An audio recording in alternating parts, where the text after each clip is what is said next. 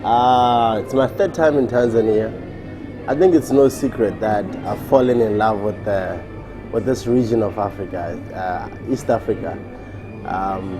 No, but this time around, it's I came here on a different mission to come and showcase my skill as a DJ, and also it's through demand. It's through demand that I was very fortunate to have a publicist who works for me, who focuses mostly on the East African region.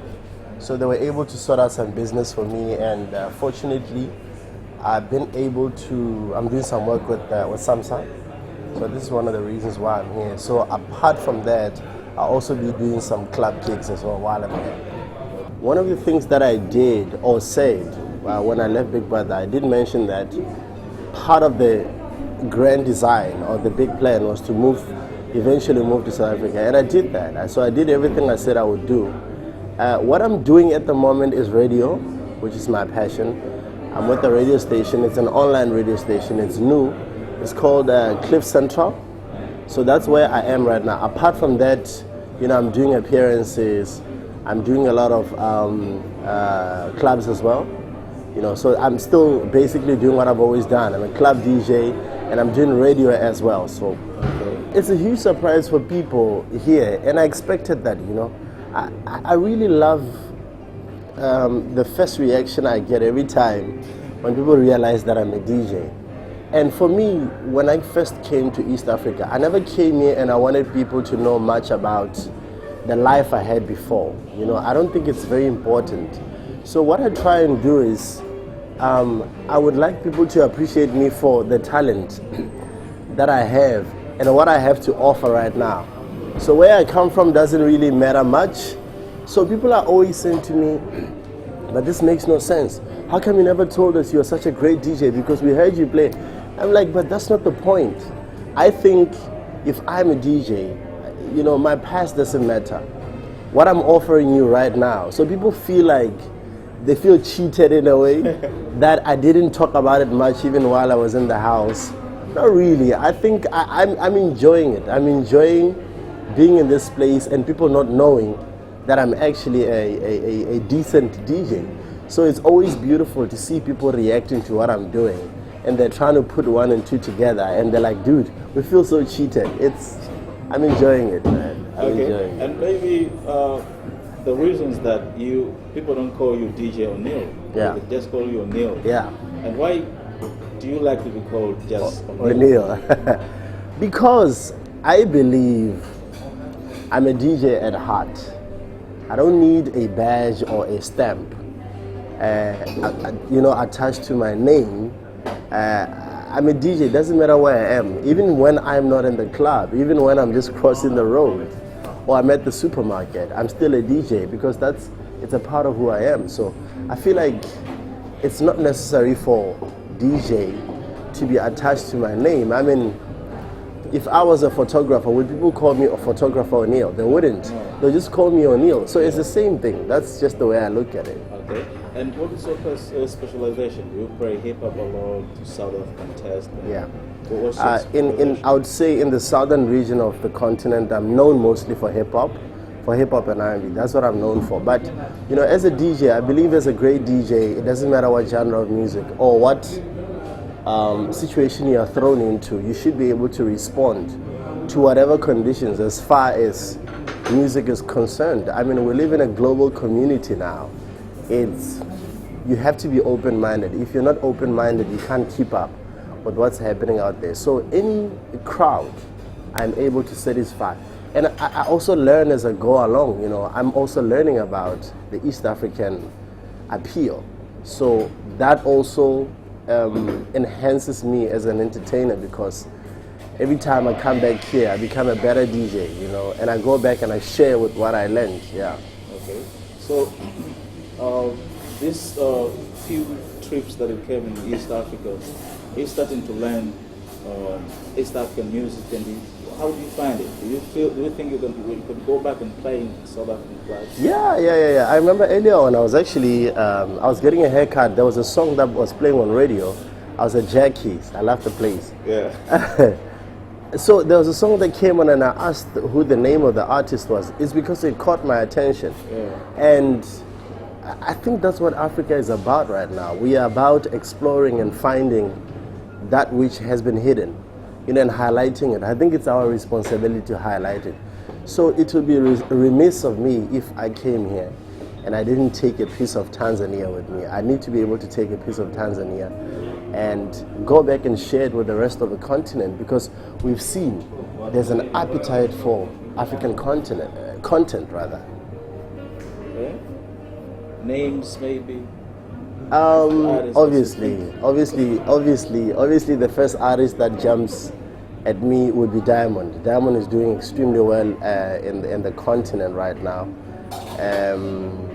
I've been doing a lot of, talking, communicating with Sauti Soul from Kenya, who've been doing well. I was helping them with their campaign. I think we need to be able to respond to that. I was listening to a song earlier on. I think the lady's called Lena. Lena, yeah. Yeah, Lena.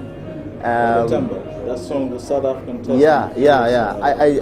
That's another song that caught my attention. Maybe it's got that South African feel to it as well. Yeah. So many. And I was listening to some hip hop guys on radio earlier on, but I'm not too sure about their names. Yeah. So I'm still absorbing as much as possible. Obviously, I enjoy Feza's music as well. She's somebody who's close to me, so it's very easy. And she's also helped me understand the industry and the sound as well. Okay. And it's obvious that Nigerians are taking over, have already taken over the African industry. And I know South Africans are also threatened by that. Yeah. And East Africans are also struggling to just find that place. Yeah. What do you think these guys are so... What something that they do when they just keep them going? Look, I think I actually see what's happening with what is termed as Niger Sound.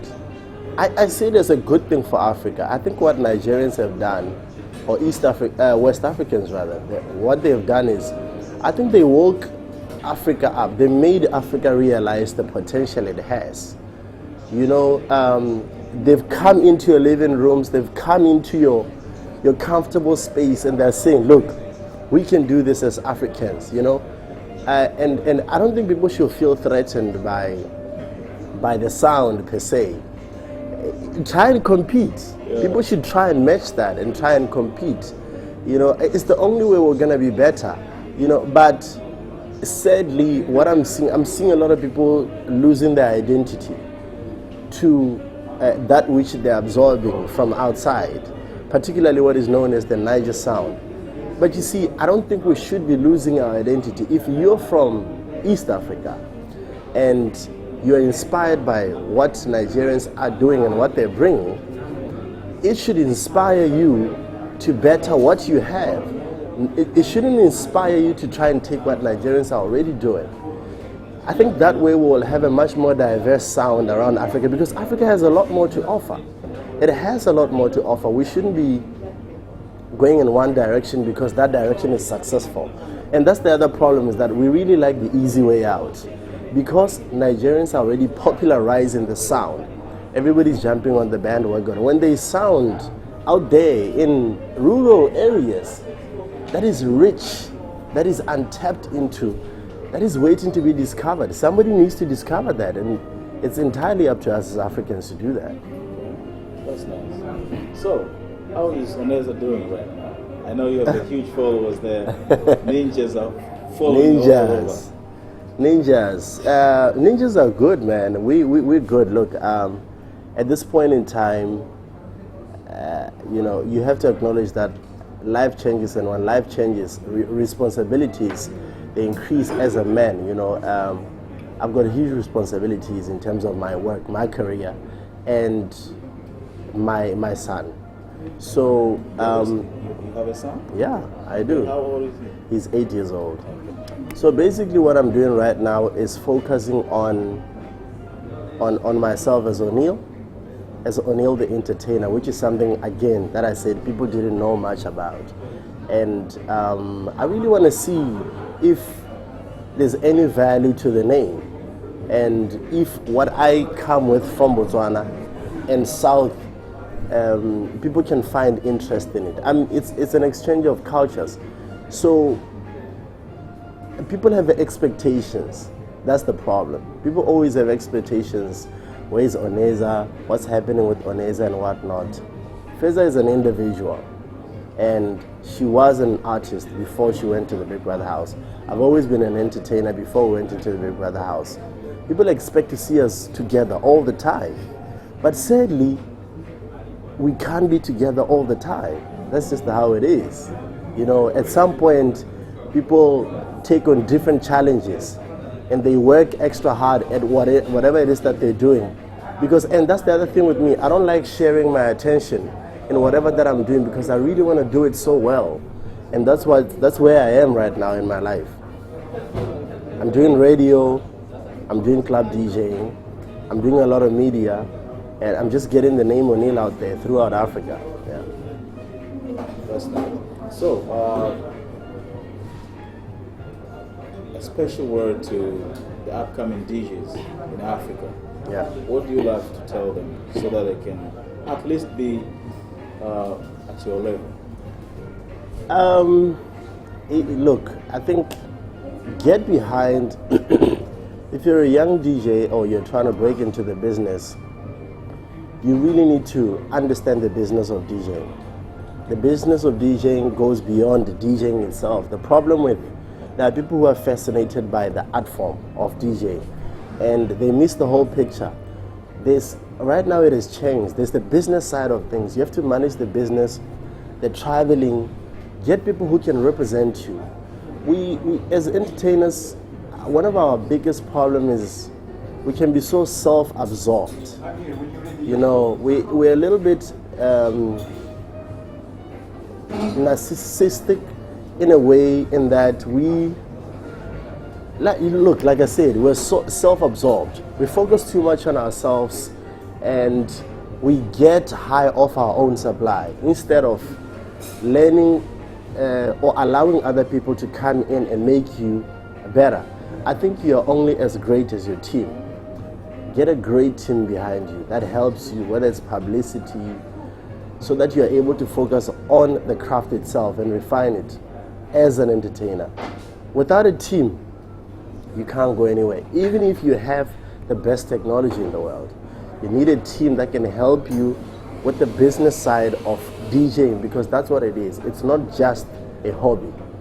It's a career choice that's worth pursuing, especially right now because there's so much interest in Africa. We're seeing a lot of Western performers, you know, international acts are coming into the continent, and they're taking in keen interest. Why? Because we have raw materials in the continent, both in terms of our people, our culture, but the sound, the music. There's still music out there that is untapped. You know, they come here for samples. We're seeing a lot of that happening. We're seeing the likes of Beyonce. You know, they're copying the dance moves. But we need to be prepared when they come to Africa. We can't just have the stuff readily available and just give it to them. So when they come here, it has to be a symbiotic relationship. We've got to be able to say, no, you want this, I will give you this, and then you take this. You know, there has to be that balance. But let's not allow people to just come and take away by being naive. Let's educate ourselves, let's share, and let's support one another, most importantly. So young DJs need to respect the older DJs, seek advice. Technology doesn't make you greater. It's your passion and the heart for the business that makes you greater. Technology is just an add-on, because with technology you can be a great DJ, but only when you're standing next to technology. What if I take technology away from you? Would you still remain a great DJ? I doubt. So educate yourself. Okay. And lastly, do you watch Big Brother? I have caught it a couple of times, and sadly I don't watch it as much as I would have loved to watch it. It's very hard for me to watch, that's one, I have to be honest. I'm very judgmental, maybe it's a little bit unfair because I was a part of Big Brother not so long ago. So I'm a little bit judgmental when I watch it, and I tend to think I know what people are gonna say. So that takes away from the fun side of it. But I do take the time to watch every now and then, and it's interesting. Okay. If you are told to go back there for the second time, will you be excited? It depends on what I'll be going back for. If I'm just invited to go do something there, I'll probably say yes. Why not? It's a great experience, and I think it's a hell of a show. Even the kind of audience, they have one of the most diverse demographic I've ever seen, and it's very unique as well. So I'll do anything to tap into that market, but to go and be another housemate will never happen. I will never. Even if you say combinations for all superstars like the Star Gift. I wouldn't. Even if they did an all-star and they brought everybody, I will gladly stay at home and say no. Right. I don't think it's. I think I played my part. I think what I wanted to take away from Big Brother, I've already done. If I go back, honestly, I don't know what I'll be going back for. So people, I wouldn't be entertaining at all. People would find me boring, and I feel like I wouldn't be able to entertain people because, first of all, I'll be so foul towards other people. I'll be so judgmental. And I've had the opportunity to see people outside and know their lives on the outside. Yeah. So now going back inside, there will be no mystery because I already know certain things about them. I know people's flaws. And I feel like those things are going to cloud my judgment. And I won't give anyone a fair chance. Hi, what's good? East Africa, what's good? Tanzania. I'm here in Bongo enjoying it. Shout out to Bongo 5 for the support. Always. Much love. Boa.